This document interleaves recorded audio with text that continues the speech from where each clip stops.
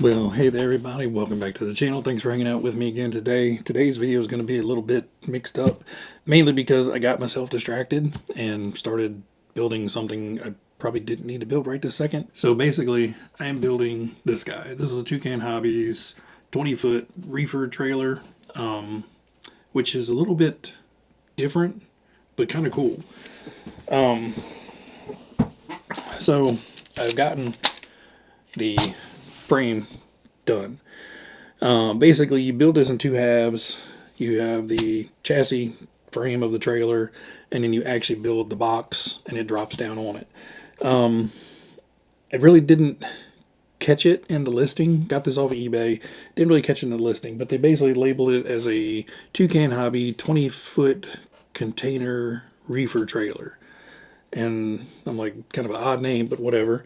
So essentially, this one, you can have the frame and you can swap between the reefer box, which is the temperature controlled refrigerated box, or you can get the optional 20-foot shipping container and it'll drop down on the same chassis. So it's kind of cool because I can get just the container, which is a good bit cheaper, and build that, and then I can swap the trailers out for, container truck or the reefer truck. I wanted the reefer for a specific build. You guys will see all that a fairly soon upcoming video.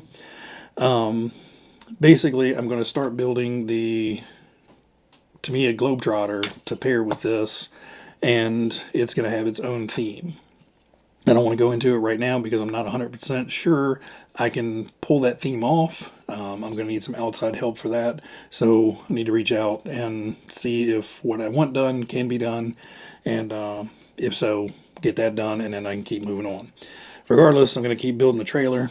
But why I said I wasn't necessarily planning on building this, I needed to unbox it to get the dimensions of the actual trailer sides and the doors and all that stuff, so I can work on getting the graphics and stuff made for it. And then once I got it out of the little box, there was no way in the world all of this was going back in it.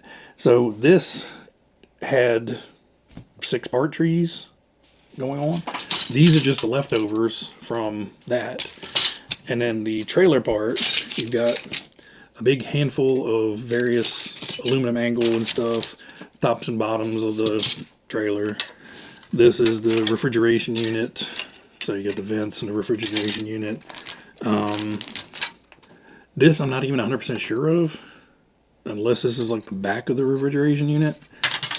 You had some screen to fill in the refrigeration unit. You got a box of this, and a bag of 100 of these, and another bag of 100 of those. And then you have all the front, the doors, the sides, the top, and then the aluminum tray underneath, and then a whole other big bag of parts for it, or hardware for it. So I will say this kit was actually enjoyable to put together. So it comes with 2 different instruction manuals. This one is just for the base frame, and then this one is actually putting the whole reefer assembly together. I haven't even started on this one. Just finally got this one done. Other than swapping out a few screws, everything has worked great. Everything has gone together perfect. I only had to pause for a moment to paint a few things. Like this big brace back here was molded in white. The back of the taillight lenses, the light covers were molded in white. And then all of this up here was molded in white. And I wanted, well, the diamond tread was aluminum, but I wanted all that to kind of be matchy-matchy aluminum. Now the bumper down here is pre-done in like a aluminum color already. So I used the aluminum paint, the aluminum spray paint, and it's not a perfect match, but it is as close as you're going to get out of a spray can. The screws I changed were just the ones on the wheels. They come with black, like all the screws in this package are black, every one of them. So they had the tiny little screws to screw the 2 wheels together in black. So I robbed some out of my Tamiya extras that were the silver screws so they don't stick out like a sore thumb. And then Up here, there were some countersink screws that go through the metal plate down into plastic. And for some reason on those, they were using machine screws and they strip out super easy. So I literally put one in, and as soon as I thought it was getting tight, I could tell it was getting loose. So I backed that one out, replaced all of the machine screws up in here for the countersunk self-tapping ones, and they all went in, bit down nice. Everything is nice and tight. So the actuator works perfectly. So you back in and it will retract the legs. So when you back in and connect, it'll automatically yank up the legs. So everything works just as well and looks just as good as a Tamiya trailer for less money. And like I said, it has the option to swap over. But we will dive more into that later. Now, I have some other stuff done that you guys will see probably in upcoming episodes, but I just don't have time to get to them right now. So let me bring some of those over. Okay, so some of you guys, long-term viewers, will remember this guy. This was last year's Run to 100 speed run car. It was set up completely for on-road, super low-slung setup, and it did well. I did not have a ton of time to devote to putting a lot more at it, but when it was going fast, it was going fast very, very, very well. Super stable car. I think some of the guys got these things up to around 130, 140-ish, if not more. And it was kind of ridiculous seeing them go that fast. I did not get anywhere near that, but I have now got this all put back together, back for going out in the dirt. It has a decently fast brushless King Vol motor in it, and the BL60 Hobby Wing brushless ESC. That took a while to get everything soldered up, but this is ready to go out. I probably need to tweak the suspension. I just basically wound everything back down, but it is sitting like ridiculously high, so I may put the droop screws down a little bit and flatten out the arms. So this will get it run in a little bit. I have yet to run that in the dirt. That's only been run on the pavement a handful of times. The other one is the Kyosho Outrage, is ready to rock. I have rebuilt the shocks finally, and they're nice and smooth and working well. I have no idea how well this car drives, but I do not want to touch it any more than I've already touched it. This has still got the Kyosho rotary speed control in it. It's rocking a Futaba Magnum AM radio, the Magnum Junior. It still has a very old Kyosho Speed motor in there, and I honestly don't know how much speed that Kyosho Speed has left in it. But the reason I don't want to do anything else to this, like basically I've cleaned it up, I've supported the rear of the body with some drywall tape and E6000 because it was beginning to crack, stripped it all down, cleaned it all up, rebuilt the shocks, and I put new rear tires on here. These are actually the Tamiya Super Gripper tires off of like the Holiday Buggy. The front tires are original, and everything else on here is original. Still has the Futaba S3000 steering servo and servo to do the speed control. And this has the original paint, original decals. Everything on here, other than, me rebuilding it, is original, and the new tires. Now, the reason I don't want to do anything with this, and once I got into the rebuild, I realized that this thing still has a price tag on it, where evidently somebody built this, ran it for a little bit, and it went up on a consignment shelf at a hobby shop. It was Exotic RC, which I think I looked up was in Florida, and it has a price tag of $259.99. So somebody built this and got it running. I don't know whether it was run more afterwards or somebody just bought this and stuck it in a closet somewhere. But at some point, somebody bought this thing and did not run it enough to tear the sticker off of it. There's a few little chunks missing out of it, but I took great care to not remove that sticker when I was cleaning everything up and rebuilding it. So this will get a run. It's not going to go get a brutal run or anything like that. It's just going to get run. I thought about trying to repaint the wing because evidently they used 99% of the can on the body, and then had just enough spray paint on the wing to make it pink. But you can literally see through the inside of the wing here to see the back of the sticker on the outside of the wing out there. So, you know, you got a good 1/4 inch, 1/8 inch gap in between, and I can clearly see through the wing. But anyway, it's got some paint sags in it, and somebody had done like a speckled purple in it. And you guys will see a whole video on this, but this one is going to stay kind of as is, a little snippet from the past. It's just been cleaned up and brought up to good running water. Now, the other thing, I finally put paint on the RC10T. It's not a pro paint job, but it is a paint job nonetheless. Now, the bright lights in here are kind of washing it out. I'll get it up close. You guys can see there's a lot of fluorescent paint splatter in this white area. And then back here is all gunmetal gray. And in the back, I just did in solid black. Now, I have picked up this body 11 dozen times since I built it. And I had gone in and marked out the Sharpie lines on all the roll bars. And I even tried putting masking tape in there once or twice. And shook my head, threw it back on the body, walked upstairs. I did not want to paint this thing. Mostly because the roll bars are a giant pain in the butt. So I decided, okay, I'm going to use liquid mask. And then once I painted on the liquid mask, I still did not want to cut out all the roll bar pieces and try to peel them out. So I just liquid masked it, cut out the bed area, left the little number plates in gunmetal, painted the back black, painted the rest gunmetal, just hand drew on some drips, cut those out freehand with the razor knife, and we just went outside, put a bunch of splatter on there, let that dry, backed it with white. 100% good enough. I should have probably gone with the light gunmetal instead of the regular darker gunmetal.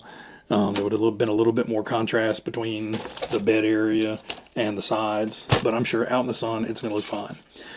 Now, unfortunately, this is probably all you're going to see of it. I do not plan on making a video of this. I don't plan on making a run video of this. This is just, we're calling it done. I am not going to promote or showcase any AE stuff on this channel anymore. I absolutely refuse to get behind the machine that is now AE. Love it or hate it, this is the best look you're going to get. Now, I told some of the channel members I may do a run just with the GoPro on my hat, just upload an unedited members only video of it. That way, you know, it doesn't become, you know, it's not a mainstream video. It doesn't get a ton of views. It's not going to give AE any extra publicity, and I'm probably going to shit talk it then too. I don't know. I hate the company. I'm glad this is done, and hope you guys liked it. Yeah, I'm still butthurt over AE, and I'm not going to get over it. I've just refused to support them. No matter what shenanigans they get into, it's just all a big shake my damn head moment with them. So that is what it is. So that's pretty much what's been going on. I got a bunch of stuff knocked out on the bench. So the sand scorchers are done. Oh, I did find the wiper blades. So the wiper blades are on the sand scorchers, and I did glue the mirror back together on the blue one. It's not going to last but more than 30 seconds. And as soon as it rolls over, it's going to rip that mirror back off. But at least for now, it looks good. So now the to-do bench only has 1 or 2 things on there, so I can now shift and start doing some other stuff. The Nissan, the Group C, the big Le Mans type car, the Nissan came in, and I'll probably get to that fairly soon as well, just because the chassis build on that is super simple. You know, it's a 45-minute build for the chassis. Those things are super simple, and they work very, very well.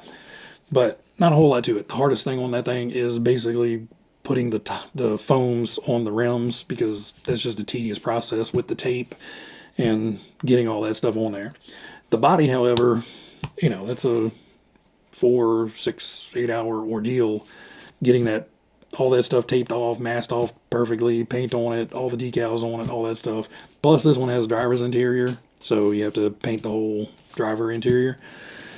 So yeah, that one is coming. Just don't know exactly when. Like I said, the tractor trailer build is probably coming up soon.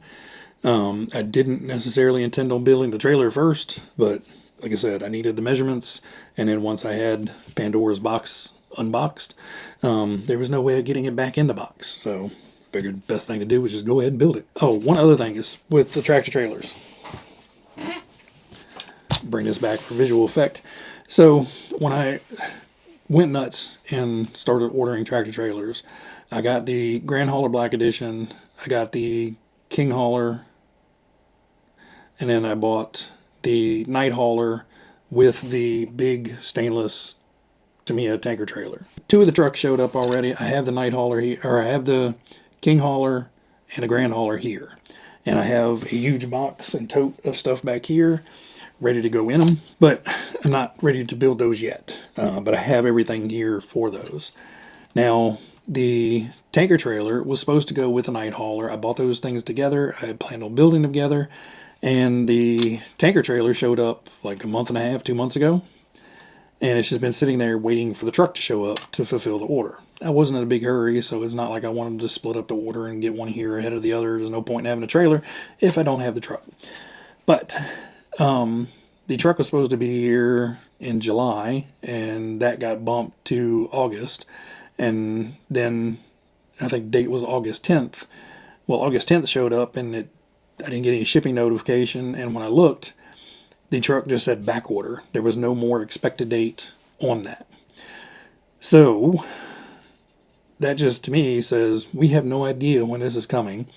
And unfortunately for me means I have no idea when I'm getting that trailer, and I really just don't want that to be hanging out. The convenient thing of it was AMain just got back in stock the Ford Aeromax, which is actually the truck I would have rather had over the Night Hauler, but they didn't have an expected date on that at any point. It just showed back up.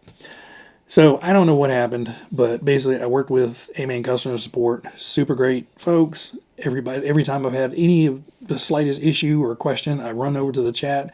They answer my questions. They get things straight and get things back on course, or at least get me back on course so I know what's going on. We exchanged the trucks. So the Aeromax is now coming, and that should be here today. The trailer is now coming. That should be here either today or tomorrow.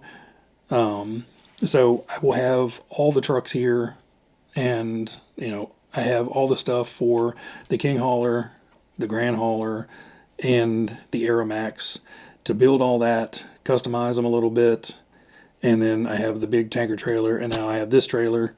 More than likely I'm going to order another Toucan Hobbies trailer for the Grand Hauler at some point.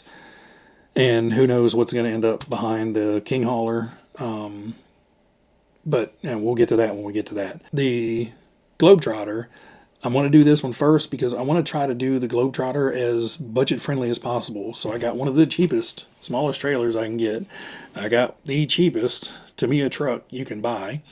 And I'm trying to do a full light and sound on it that has, I can turn the lights on and off. I can have sound when it's going forwards, reverse, brakes, all that stuff, but do it on a budget.